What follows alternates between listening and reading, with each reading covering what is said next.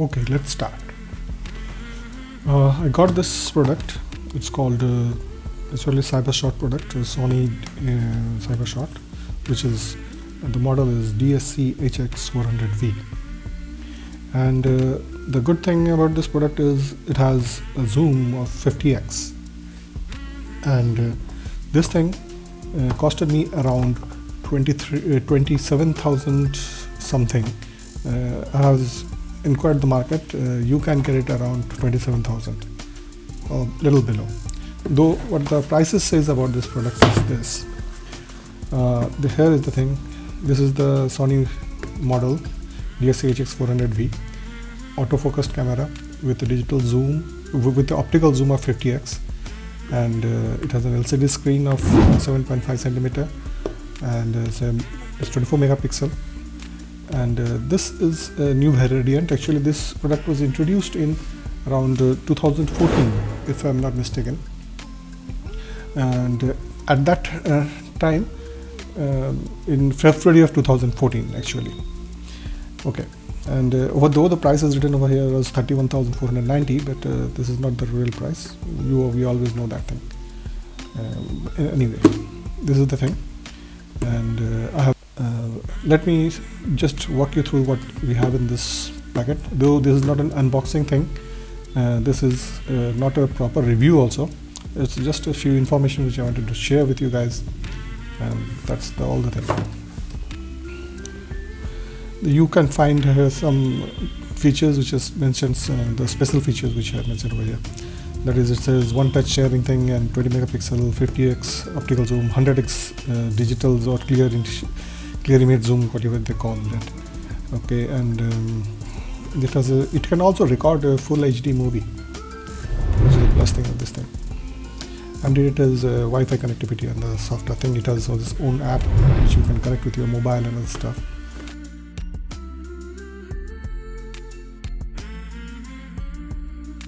First thing that came, after opening the box, you will find this adapter. This is a power adapter. You can connect this thing over here, and this is the USB connector. That is this thing. This three items came with the box, and another thing came with the box is when you open the box, on this side there is a sticker which holds your memory card. The 16GB memory card which came with this thing, and nothing more. Of course, it has come with some literature, which I'm just showing you. The literatures are here. This is the Sony Wi-Fi connectivity. It's a little instruction thing, and how to get started and this type of thing. It has some service network list, Sony India, and here comes the manual. It's a pretty nifty one with a lot of images and other stuff. It's pretty comprehensive, which you can use it. And this is the bill, and here comes the warranty card. That's it.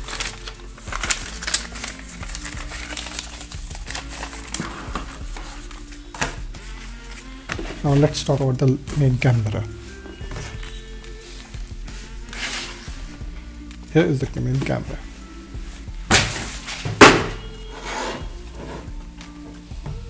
This is the Sony, the actual camera. It looks pretty good, and it's pretty, not too heavy, not too light. It's an okay thing. And this comes with this cover where you have the lens, and there's the dedicated buttons of on off. You can start it, and here is the zoom, the main feature which I'm just going to show you. It's the really long zoom, and it is 50x zoom, and pictures are quite sharp, and the colors are popped up, which I will share with you. So I have got some snaps of this with this thing, and it does have a viewfinder. And another thing is this LCD screen, but this LCD screen is not touch sensitive. There is this rotator through which you can actually browse your pictures. Okay, and let me show you something else. This is the manual thing where you can adjust the lens and other things. Okay, you can do your micro adjustment things, and there are some modes over here. You have, this is image modes, different image modes, and this is also a manual mode where you can manually adjust your focus. And I'm not getting into details into this thing because it's going to take some time. This is not a comprehensive review of this thing. While you are doing this thing, you will see over here this the things are getting changes. You can understand what kind of mode you are in. And there's the program also mode also, which you generally find in DSLR cameras. And there's sort of priority thing, there's manual exposure thing, and this stuff the thing. How do you record a movie over here? You can record your movie over here through this button. There you go, and you start recording movie. Okay, that's it, and nothing else you have to do. And press it and get saved. Okay, the battery compartment is over here. You can unlock the battery by this simple click of the thing. Memory card is just kind of your mobile phone thing.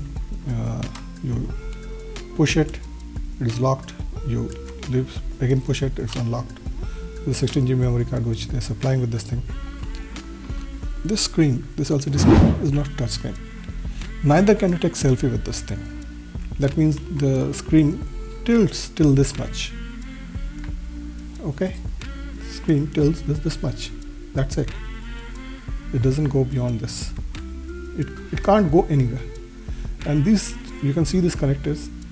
These connectors are very thin. It can break off at any moment. Okay. And though it does provide some support of this tilting, which makes it easy for you to shoot like this if you want to shoot. And that's it. It's 20 megapixel and it has a 1 by 2.3 inch BSI comms CMOS sensor, and it is ISO 80 to 12800. And this is a zoom lens of f2.8 to 6.3 zoom. But over this zoom lens f2.8 to 6.3 zoom, there is an issue with this thing. When you are working at f2.8, it's all right. But the moment you go to this f3.6, this zoom thing becomes very slow. With the max aperture of f2.80, this lens is fast on the wide end, but the max aperture when it turned into 6.30 at a telele end, this is really slow, and it takes slow at focal lengths. Okay, that means at a longer focal length, this piece of equipment is very slow. The body is heavy body, is around 660 gram, I think so. It has 9 focal points, face detection, the detection thing, and bad thing, another thing, or whatever you feel it. Though it's not a professional thing, this is not a professional camera, it's a point and shoot camera. But bad thing about is this, it doesn't shoot raw. Yeah, it doesn't shoot raw. Over here, let me show you this side. Over here you have some controls over here. There's a zoom, there's a DMF and MF. If you want to know about DMF and MF, you can see over the side of the screen, which I will just put on what are these things: autofocus, zoom and DMF, MF, the difference of this, the whole thing. You can read the text. I will be showing you some footage at that moment. Okay, or now also you can see it over here. Let's flip open this HDMI. Over here we have our USB connector. This thing, this comes with this thing. This is connected over here. Okay, this is the HDMI thing. Okay, and this is small HDMI. So you can connect it to the Sony TV or the TV also. And though has I don't know how to use this feature, though it is saying over here it has GPS. How to get hold of it? Maybe I think when you pair it with your app in your mobile phone, you can use this feature. I haven't done that thing, so I cannot really comment on this thing. There are some issues which I want to talk about this camera. The first is the battery. The battery lasts around 3.5 hours. I mean, so this battery, this battery lasts for around 3 to 5 hours, and it provides a shooting life of 300 according to CIPA standards. Considering the average battery life of DSLR-like type cameras, which is 354 shots, Sony HX400V has a short battery life for its class. So this is an issue with this thing. Sorry.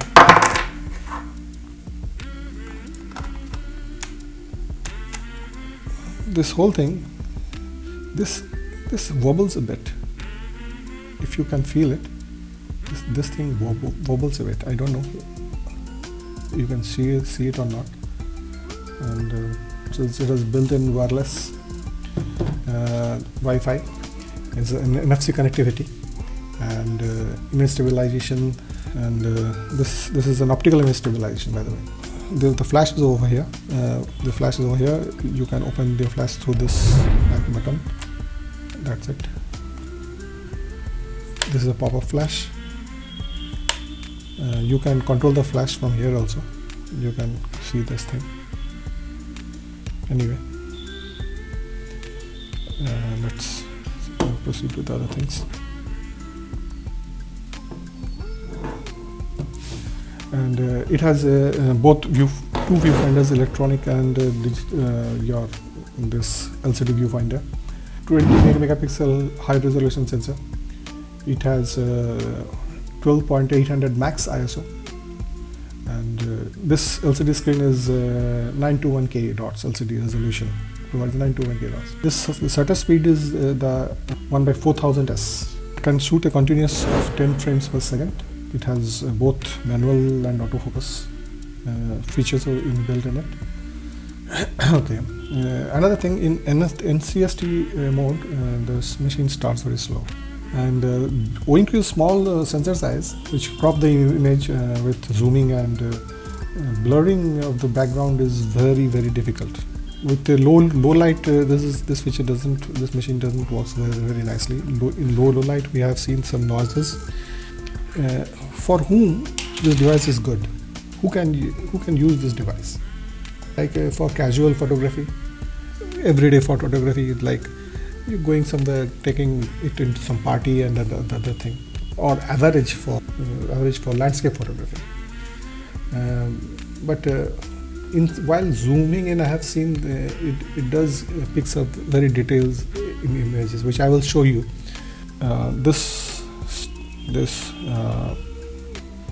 This light pole over here. If I don't know if you can see it, this light pole over here. And then look at the next image. This bird was sitting over there.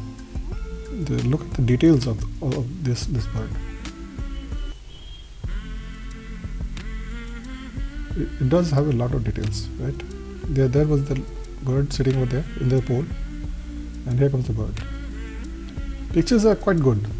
The detailing is quite good. Colors have popped up. The colors about the thing also, I feel that Sony does something which makes its colors quite artificial.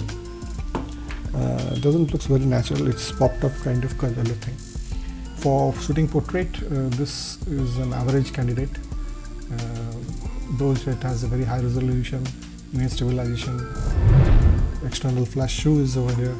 You can attach external flash over here, but you cannot expect DSLR like quality while taking photography with this thing. And by the way, the lens which they have provided is ZS Carl Zeiss lens. ZS, this is a very good thing. And for the street photography, this is a very good candidate. Yes, I am saying this. The street photography is very good candidate because of the zoom factor. You can, without disturbing or intruding in someone's privacy, you can definitely go ahead and shoot people in some discretion. Whether it's a good thing to do or bad thing to do is an ethical question, which I'm not going to answer over here.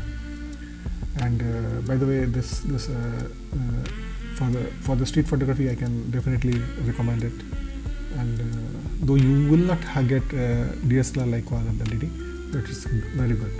For street photography, though I'm saying it's a good candidate because it performs good, but this is not a good candidate. It cannot take very serious beating of heat and dust and those environmental things which can affect a camera. It is going to get affected. So the way you is going to do it or approach of doing street photography with this is totally dependent on the person. And this is a very small camera. You can see my hands are not very big, and it's looking very tiny in my hand.